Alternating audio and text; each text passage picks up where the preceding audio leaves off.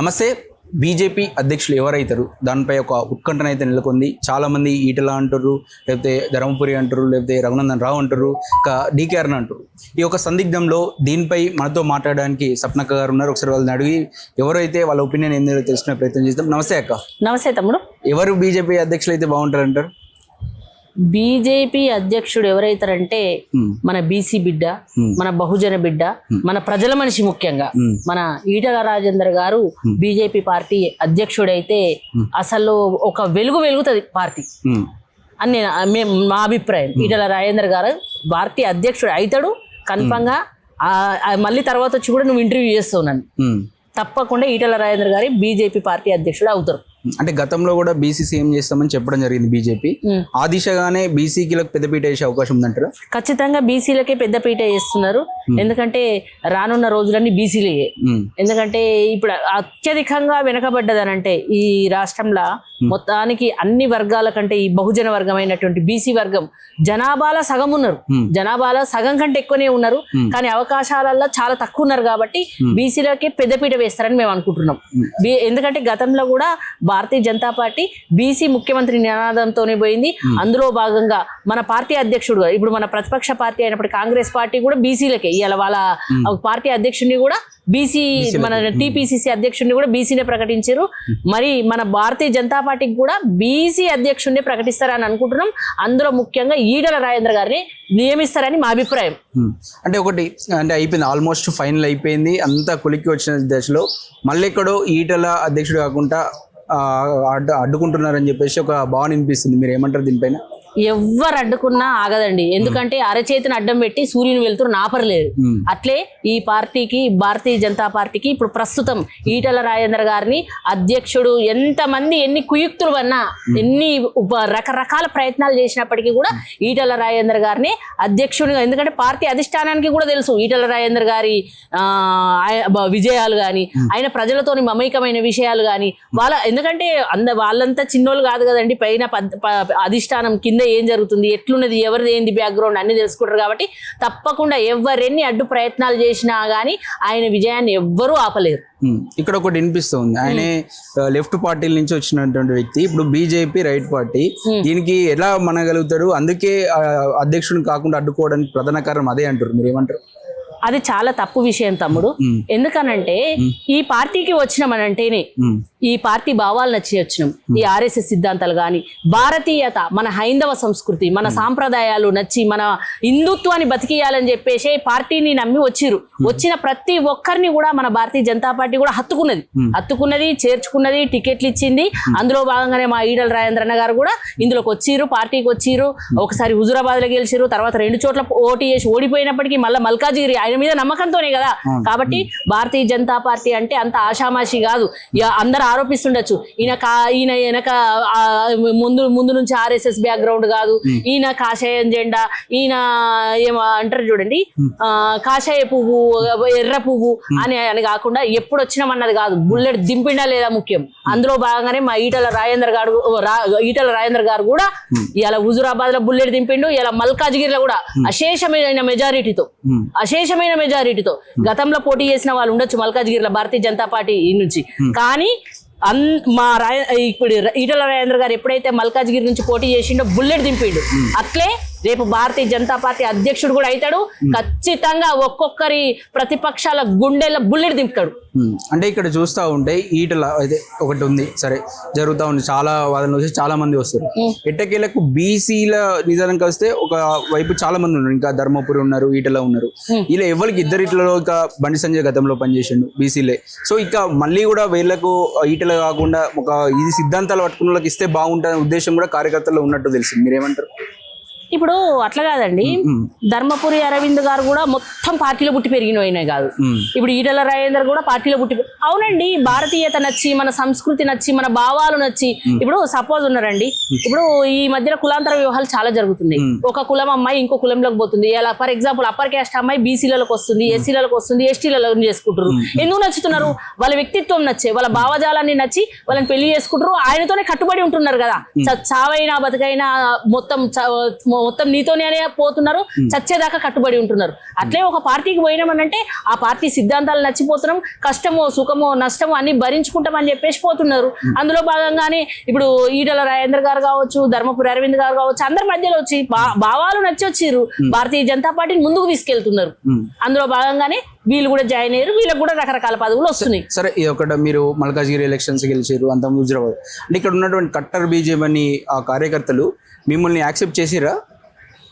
ఈటల రాజేందర్ గారిని యాక్సెప్ట్ చేసిరంటారా? ఎవ్వరు యాక్సెప్ట్ చేయకున్నా గానీ ప్రజలు యాక్సెప్ట్ చేసింది, ప్రజలు నమ్మిర్రు. ఇప్పుడు కట్టర్ బీజేపీ ఉండొచ్చు, నువ్వు అనొచ్చు కట్టర్ బీజేపీ ఈయన కాదు, ఈయన బ్యాక్గ్రౌండ్ కాదు, అది కాదు, కానీ ఈయన మన భారతీయత నచ్చే వచ్చింది కదా, మన మోడీ గారి పరిపాలన నచ్చే వచ్చారు కదా, మన హిందూ సంస్కృతి సాంప్రదాయాలు అన్ని నచ్చే వచ్చిండు. అధిష్టానం కూడా ఈయన సరైన వ్యక్తి అని వాళ్ళు కూడా నమ్మిరు కదా, నమ్మేపటికనే ఆయనకు టికెట్ ఇచ్చిండు, భారీ మెజారిటీతో గెలిచి చూపించిండు. కాబట్టి ఎవ్వరు ఎన్ని కుయుక్తులు వన్నినా ఈటల రాజేందర్ గారి ఆయన పోయే దారి నాపడం అంటే అరచేతిని అడ్డం పెట్టి సూర్యుని వెళ్తారు నాపడమే. అంటే ఇక్కడ చాలా మంది పార్టీ కోసం త్యాగాలు చేసిన వాళ్ళు ఉన్నారు, వాళ్ళు చాలా ప్రాణాలు తెచ్చుకున్న వాళ్ళు ఉన్నారు, చాలా మంది ఉన్నారు. సో వాళ్ళని కాదని ఈటలకి ఇస్తే ఏమన్నా ఇబ్బంది అయ్యే అవకాశం ఉందంటారా?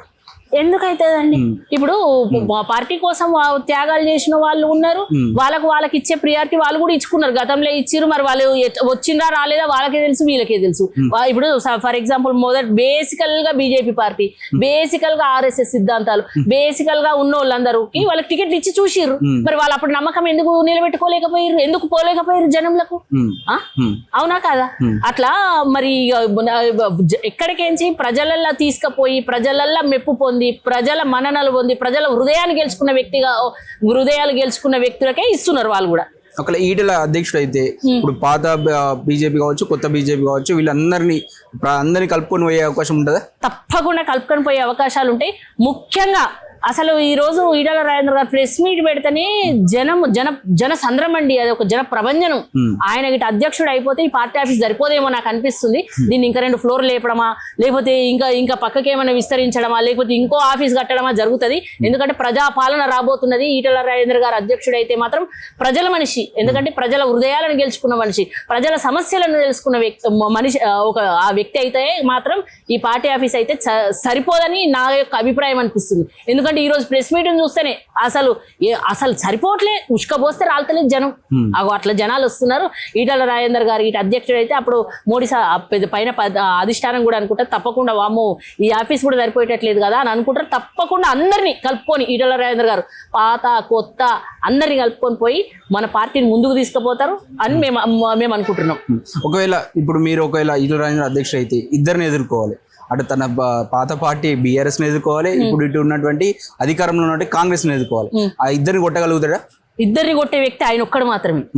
ఎందుకనంటే ఇప్పుడు చూడండి మీరు, సరే ఇప్పుడు భారతీయ జనతా పార్టీ మొదటి నుంచి ఉన్న వ్యక్తులు ఉన్నారు. సరే, ఈయన ఎక్కడి నుంచి వచ్చిండు? టిఆర్ఎస్ పార్టీ నుంచి వచ్చిండు.